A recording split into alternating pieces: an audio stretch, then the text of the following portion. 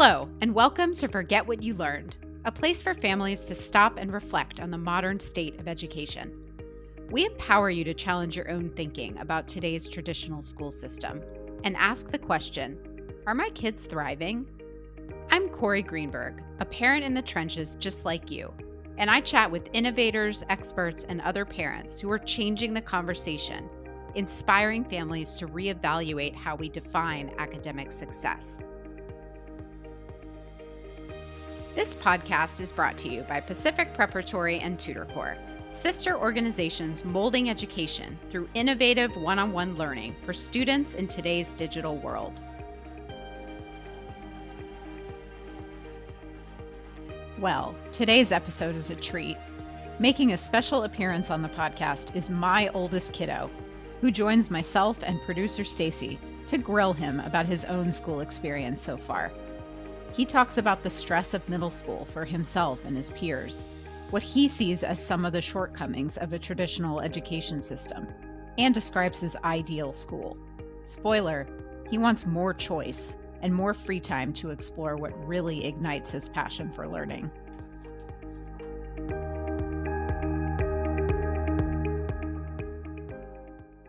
Hello, and welcome to today's special episode. It's special for two reasons.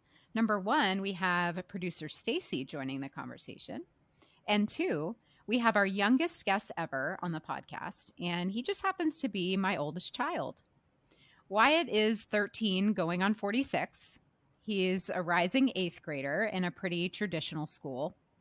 And we wanted to chat with him today to just get a kid's perspective. Obviously, he's there in the trenches, and he's heard about my own sort of awakening as to the real issues inherent in our modern system, both from my new perspective in working with a non-traditional school like Pac Prep, and just living it as a family as he's navigated the more complex world of middle school. So welcome to the podcast, Wyatt and Staci. Thank you. Hi. Let's start with this. For context, Wyatt is a kid who truly loves to learn. He's always been a big reader. Well, before YouTube took over just a little bit. But really, you could always find a book in his hand, and he's always wanted to be in adult conversations. He wants to know why for everything. Like, he never fully grew out of the 2-year-old why phase. Let me tell you, it's been a wild ride parenting this kid. But anyway, his middle school experience has been a bit bumpier, I think, as more and more has been expected of him and a much bigger focus on grades and expectations in general. So we're going to get into all that. But first, can you just tell anyone listening, Wyatt, what kinds of things do you like learning about? I really like to learn history, English. I like languages and like STEM stuff. That's a pretty broad group of subjects. What specifically, can you think of one specific topic or, area that really you get excited about? Languages. Like what? Tell us a little bit more about that. I'm a Latin student, and I really enjoy Latin and learning. We were talking. Oh, sorry. Why? We were talking a little bit yesterday, and you were talking about why you like Latin so much. Like, what is it about Latin that you really like to geek out about? I really like mythology, especially. That's a lot of fun. I enjoy learning the language because I get to learn more words in English from that, and I get to use my English vocabulary to learn or to help me learn Latin. And I have a good class, a good teacher, and we get to do a lot of fun activities. Yeah, so it's really just it's very engaging. And from what you've discussed, told me about at home, it's very discussion based. Is that right? Yeah. Yeah. So that class aside, some of your other classes are a little bit more traditional in terms of teacher talks, you take notes, that kind of thing. Is that right? Yeah. Okay. And so tell us what's challenging about that. When I'm not interested, like super interested in a subject, it's hard for me to like retain information from a teacher lecturing at the front of the class. Yeah. And Go ahead. I get bored and I zone out and just don't learn anything. That's great. How does that work out for you when the test comes around? It's not nice. No, I mean, I don't, hey, I'm not being mom here. I'm just asking in general, like, what's challenging about that when it's something that you're not super into? What is that like to then have to, spit back that information or show the teacher that you have learned it when you just really didn't, maybe, or it wasn't interesting to you? It makes studying a lot more tedious because I already have to spend 8 hours a day at school, and then I didn't really learn it in school, so I have to go home and really learn how to do stuff, and I have to spend more time studying than I would if I retained the information from class. Yeah, no, that makes sense. And then you sort of like, let's just kind of play out the scenario. So that happened. And then, maybe you do study, maybe not enough, or you really don't like know how to study in particular. I think that's a big leap for kids in middle school is learning how to study. And it's not intuitive. I mean, it's something that you have to learn by practicing. So let's say, you didn't get such a great grade. Like, what was that feeling like for you? It's kind of disappointing, but a lot of the time it's not surprising if I know I Mm. didn't really like if I come out of the test thinking I have no idea what I just like took a test on, then I kind of know that I'm not going to get a good grade. And then do you think like, oh, what's mom and dad going to say? Or like, what does your brain do with the grade that you're not super proud of, I guess? Um, well, I have to be like, okay, now I have to be really attentive with all my homework and studying for the next quiz because I don't want to get like a really bad grade in the class. When we were prepping for this chat a little bit, I remember you had some things to say about grades in general, in terms of sort of if we should have grades, if we shouldn't have grades, if they're motivating to you or not. Yeah, I feel like you had some really interesting insights. I'd love for our listeners to hear them as well. I think that grades should be used as like a benchmark of how well you know the material, but there shouldn't be any value placed in them besides, okay, I know 60% of this material. Let's focus on that 40% that I don't understand, as opposed to like you might get like shamed if you don't have a good enough grade, or you might like potentially get kicked out of school if you don't have good enough grades. I think that's not productive. If we were to say all of the schools in the country were to move to this benchmark system, what do you think your friends would say? Like, do you think that would change the way they studied for tests, or do you think that would change sort of how motivated someone might feel? Like, I'm just imagining like we flip a switch countrywide, this is now the rule. How would it look? Like, would school look any different? I think if we had that, you wouldn't study because that would defeat because the point in what I would want to happen is it's just testing how much you're learning in class. So you wouldn't study, you would just see how much do I know from class. And I think that would make a lot of people a lot less stressed about school because there are people that will like have a panic attack if they get below a 96 on a test or a quiz, and that's like not good to actually learn information because especially with like grades being so important, that promotes cramming instead of just actually learning the information. I remember one sort of related thing, not quite about grades, but as you're talking about the panic attack, it reminded me when I was in sixth grade, we had this thing called accelerated reader where you would like read the book and then take a test on the computer and you get points. And I failed one. I think it was on Black Beauty, which I thought was a very difficult book apparently. And I remember crying. Like I remember crying at the like, computer in the classroom because I got a 5 out of 10 on my test. And then I just started choosing easier books because I didn't want to fail another accelerated reader test. And so I think that's a really good example of what you're saying around, like, it's actually not promoting learning. It just is promoting me as a kid. I was just chasing getting the 10 out of 10, not actually pressing and expanding my mind. So I think that's really interesting. Well, that's actually something we've talked about a lot on this podcast, is that external reward, right, of the grade, and that it takes the focus off of like what's happening internally. Like, why do you feel like that focus on grades kind of changes the whole reason why you're there in school? Like, it is that kind of what you're saying, is that then people aren't really, like, they don't get joy from learning. It's really just checking a box. I think that even if they do get joy from learning, that gets overshadowed by like pressure from their parents. Like you have to get into Columbia, Harvard, Yale, whatever, or else you're a failure, basically. That's so that kind of, they might be pushed into taking classes they don't want to take and discouraged from taking, like if they're really into playing an instrument or theater, they might be discouraged from doing that and instead do like AP calculus or something that they're not interested in just to get into college.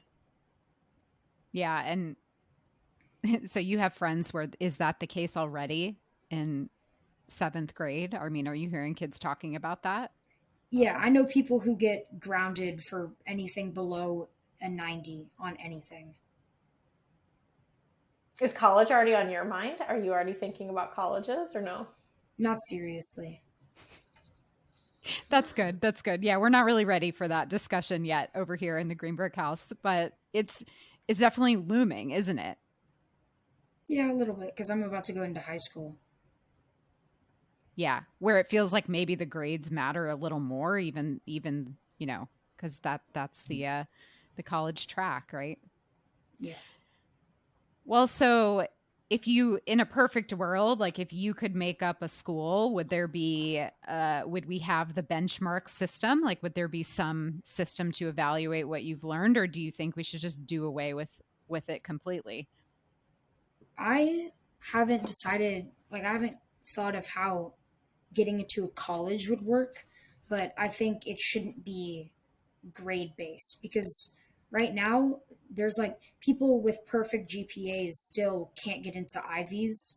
So at this point, it's like even if you have everything perfect with grades, they're still not that, like a perfect GPA is not that, it doesn't mean as much as it used to because there's so many people that do that because of the pressure that there's like some new system that needs to be created.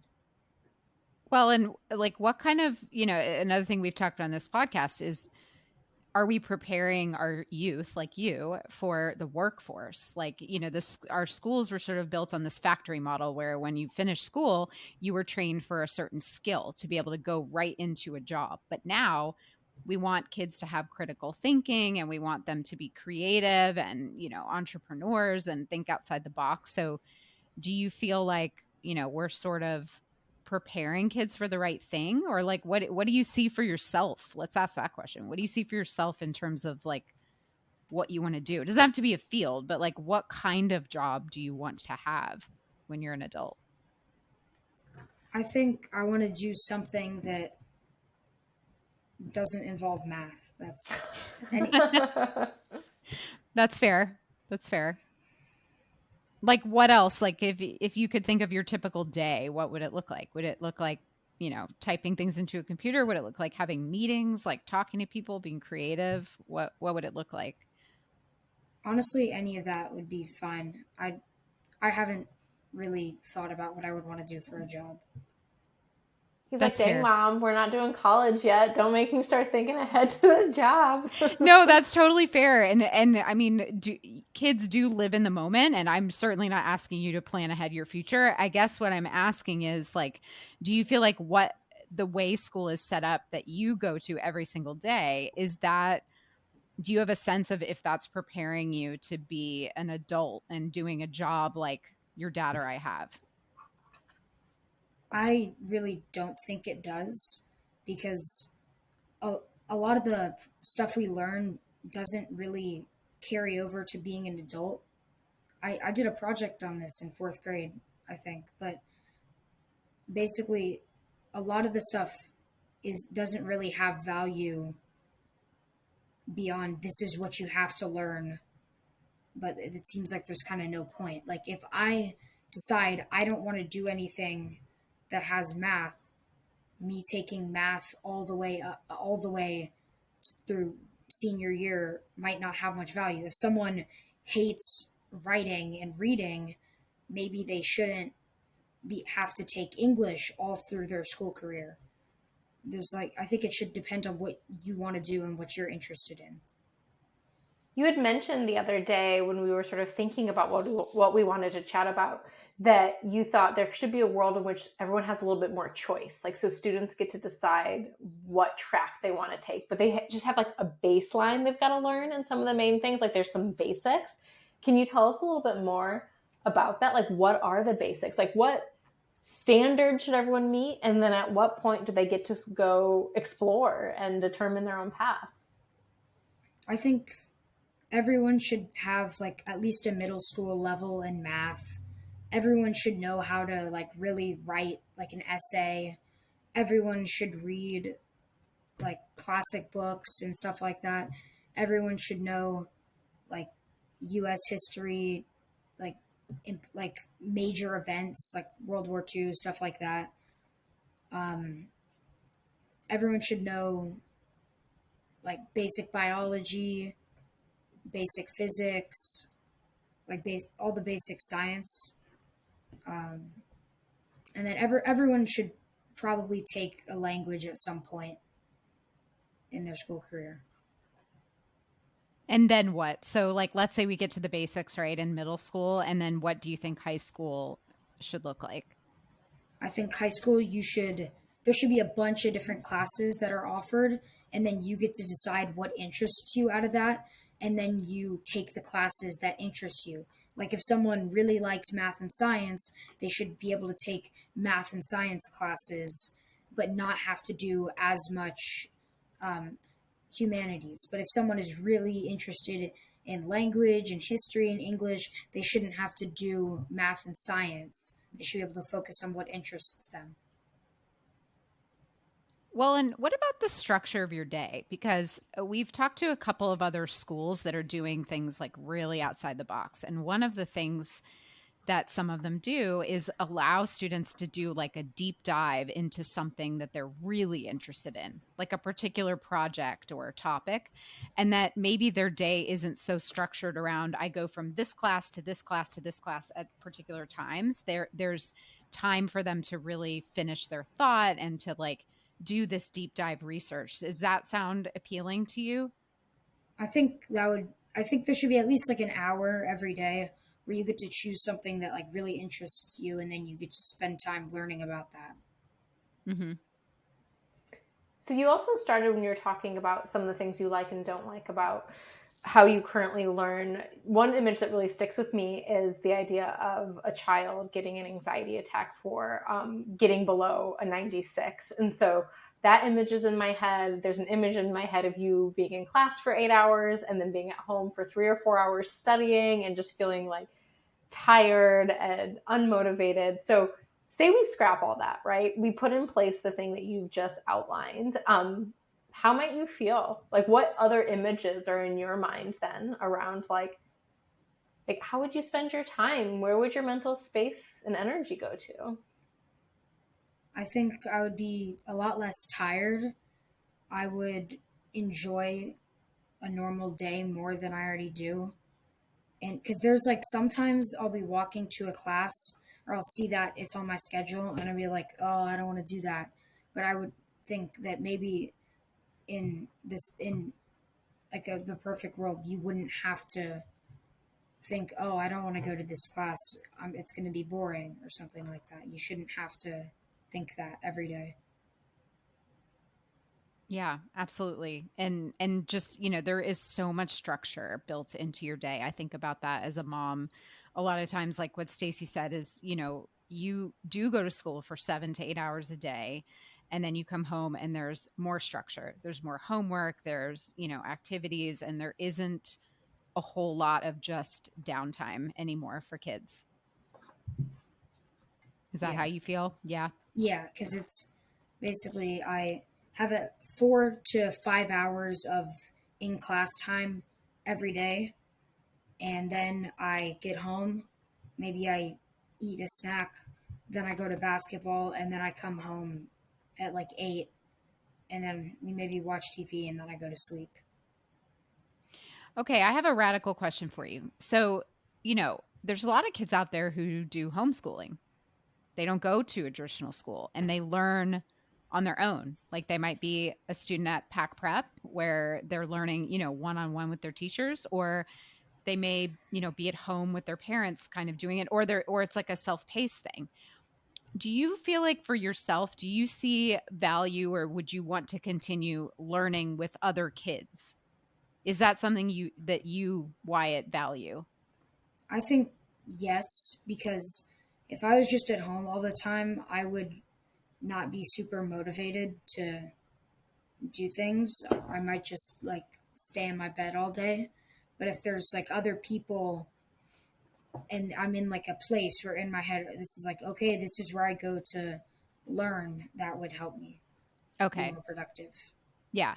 Well, and I mean, the good thing about being, homeschooled or something like Pack Prep is it's not all day. I mean, the learning's very concentrated. So, you're not waiting for other kids to finish all their math problems and, that kind of piece. But there's a collaborative piece that I do think that you particularly enjoy, like debate and, having discussions and things like that. Is that right? Yeah. Yeah. Well, homeschool or not homeschool, I'm really interested in what you would do with your free time. So, if say you are staying in a brick and mortar school or learning from home or whatever you're doing, but say you're gifted magically 5 extra hours a day to do whatever you want and your energy is high, you're not bored, you're not exhausted, what do you do in those 5 hours? I would spend a lot of time playing basketball. I would probably read more. Um, just relax, I think. What do you think the value is of making time for stuff like that? It makes you more motivated when it's time to actually do stuff because because like if you go to school or work and you know that that's like the only thing you're going to do all day and there's nothing to look forward to, then you're not going to want to do anything. Yep. Interesting. Well, we didn't really chat about this beforehand, but I think that we should try to do the lightning round with Wyatt. Because, Perfect. and I'm going to spring these questions on you, buddy. You're supposed to just like say the first thing that comes to the top of your head. Okay. You Okay. ready? Okay. There's like 5 questions. The first question is like, what's your favorite book? What do you think everyone should read? It's called The Name of the Wind by Patrick Rothfuss. Okay. It's a novel. Yeah, it's a fantasy book. Okay. Great. Well, actually, Stacy just asked this question. What do you do in your free time? So you said basketball and what about baking? You love to bake. Oh yeah, I like to bake and cook too. Yeah. He's really good at it. He just made us a whole apple pie. It was incredible. So That sounds a little math-like to me, measuring. executive functioning. Oh, not the way you do it. Yeah. I just throw stuff in. A lot of substituting Hope for the ingredients. best. Yep. Yeah. Yep. The cleaning up could use a little work sometimes too. Just I did a saying. good job. Okay. Number 3. What do you think kids need more of in this world? One word. Time. Oh, I love that. No one said time before. Good job. Okay, fourth one. What's like a feel good song that you like? That's hard. I'm not sure. You were just dancing around in the kitchen to something yesterday. What was that? That's not a feel good song. Oh, it's some kind of YouTube thing, right? What? What was that thing you It, know? it was drill rap. That's not feel good. Oh, okay. I don't know. He was dancing, Staci, I'm telling you. I will take your word. And without any prep time, we won't hold you to having to pick a song out of the air. Exactly. Okay, and the last question, you're sitting at your desk, right, in your room. If you had a magic button that could bring you anything to your desk right now, what would it be? Shoes. Oh, uh-huh. Yeah, we didn't talk about why he's really into shoes. He even has a little side business customizing Air Force Ones. Loves it. So this is fascinating. I think in the span of this lightning round, I've learned two incredibly interesting things about Wyatt. One, he's got a side business with shoes, and like there's some artistic element to that if he's customizing. And two, not only is he a baker, but he's a really innovative baker. And I just named those both right now because I feel like this is really telling. We were having this talk about academics and what we would do with this free time and how to dream up what could be next. And I feel like we didn't touch that much on creativity, but when it comes down to it and what's top of your mind are these things that are really creative. And so I guess that would just be my hope for you and for kids across the country is like finding more space for that creativity within whatever structure you're a part of. Because like, for those listening to this via audio, they wouldn't see you, but like the little smile you got when you were thinking about your, like, you know, I just threw a bunch of things together. And so it's really nice to see that. And so, I feel like this lightning round was like revelatory. I figured out a song. Oh, what is it? Great. Pina Colada song. Oh, and a lot of the stuff by Fleetwood Mac. Oh, he loves me. He knows I love Fleetwood Mac. That's great. Yeah, this was such a fun discussion. It's always interesting to get a kid's perspective. And obviously, you know, all the listeners know I am a mom in the trenches and parenting my oldest child. You know, your oldest child's always the guinea pig. And this is the first kid who has gone through middle school. And he goes to a really rigorous school. And, you know, middle school's been hard. And so for all the parents out there, I will say the lesson that I have learned is to really let your kids take ownership and accountability for what happens. And in our house, we've focused a lot less on outcomes and grades. And I don't know why, maybe you can have the last word, but I do feel like the last few months of your seventh grade felt a little less stressed in terms of our expectations and you just not worrying so much about the grades. Do you want to have the final word about that? Maybe you can give the parents advice out there about what to do. I did really bad at the end of the first semester. And after that, I kind of changed what I was doing. I started to actually like study. I figured out how to study. I started getting my homework done. And it was because I decided like, okay, I don't want to get any more like 50s on stuff. I want to get like good grades. Yeah, but we also talked about like grades aren't the be all end all, right? You're in seventh grade and we just took the pressure down a little bit. I hope. I think the main takeaway is you shouldn't put a huge amount of pressure on grades in middle school because they really don't mean anything after middle school. And for me, the goal of middle school is to figure out how to do well in high school. Yeah. Because that's when the grades matter.